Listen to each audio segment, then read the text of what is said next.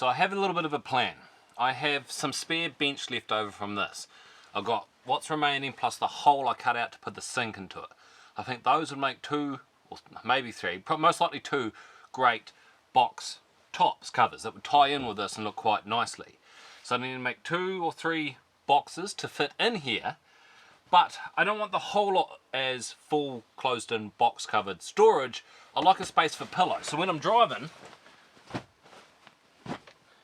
I can chuck them down low out of the way so I can still see through the back mirror for when I need to back up. So maybe a box for here, a box for the end, and like a tray to put like cell phones, batteries, certain stuff in that doesn't move around too much, and I can chuck my pillows on top of. Plus, if I get enough time, I really like to get rid of this towel as a doorstep and get this step actually properly covered and working like a functional doorstep. After measuring out the space I needed in my van, I started out by measuring the sides for my boxes I wanted and cutting them square. This would have been a hell of a lot easier with a table saw, but I'm just using what I've got, which is a circular saw, some clamps, a straight edge, and an assistant to help me hold things in place.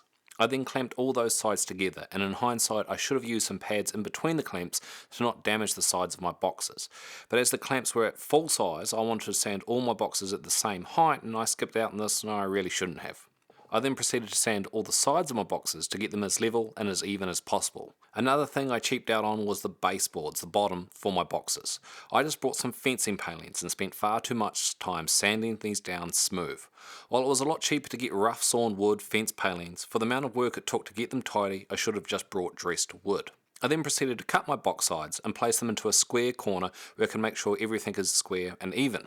I then slowly screwed them all together, and then with my baseboards I cut them to the right length and snugly fit them into place, but not too tight as these will need room to expand and shrink over time. I then drilled through the sides at the same height just to hold those baseboards all in place. I'm using 8 gauge 32mm screws for this and pre-drilled every hole before I screwed them in. When it comes to the lid of my box, I had some leftover bench from my kitchen. I placed my box on top of this bench, traced it, and then cut it after squaring the sides.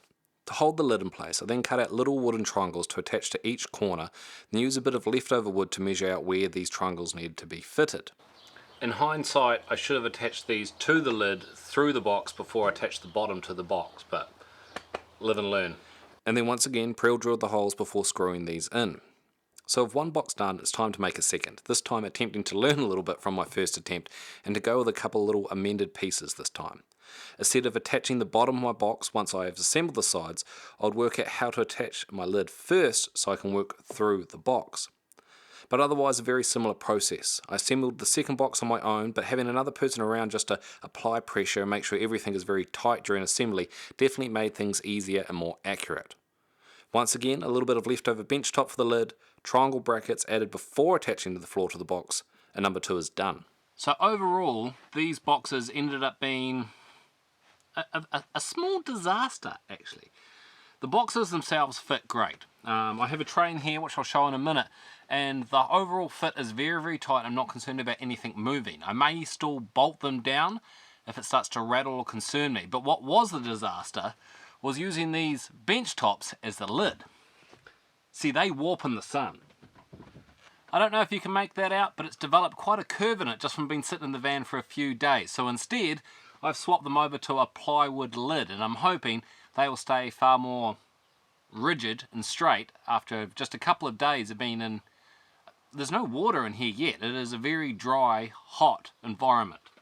And even this one here bent that way, so that really didn't work and it didn't stay in place literally just after a few days. So I've gone plywood instead, which kind of suits the cupboards down below. It doesn't quite tie in as nicely with my kitchen bench, which hasn't warped at all, and that's been in here for a few months, but these should be good. So this bench here isn't tied down, isn't attached, and at the moment I have an uneven floor in it.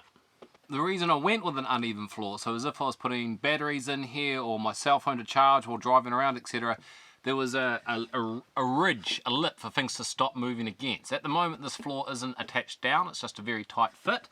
But this here was made last. It's pretty much just a real simple box with some rails underneath just to lift it up a little bit.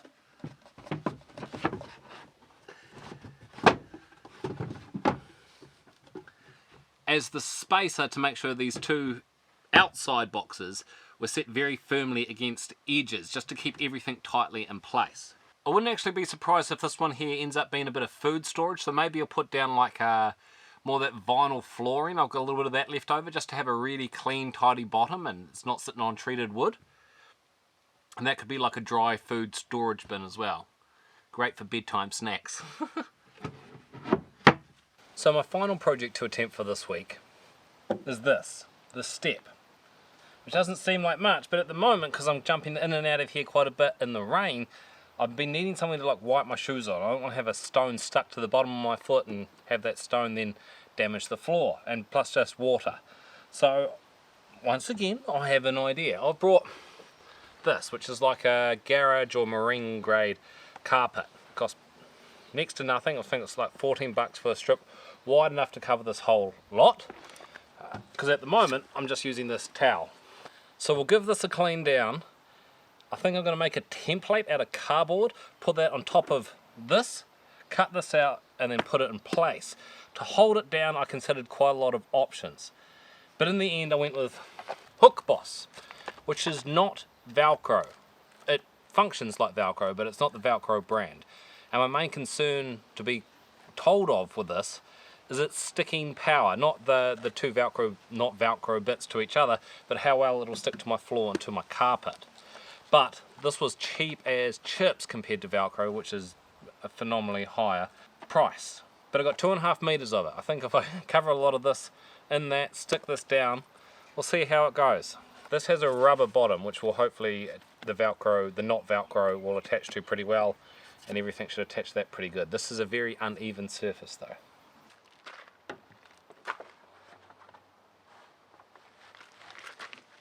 So after making my template, I put a couple of notes on it about where to go a little bit wider, where I thought I might have maybe been a little bit too tight or made some accidents with the template.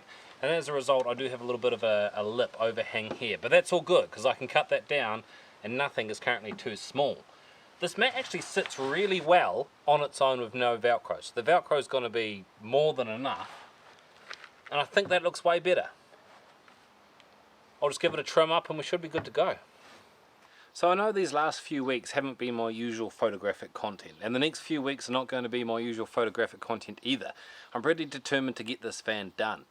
Next week I'm hoping to get my curtains finished. This will be a big one. As soon as I can get some privacy I can start travelling, and the following week we'll be getting this kitchen finished. I'm already fiddling with it at the moment.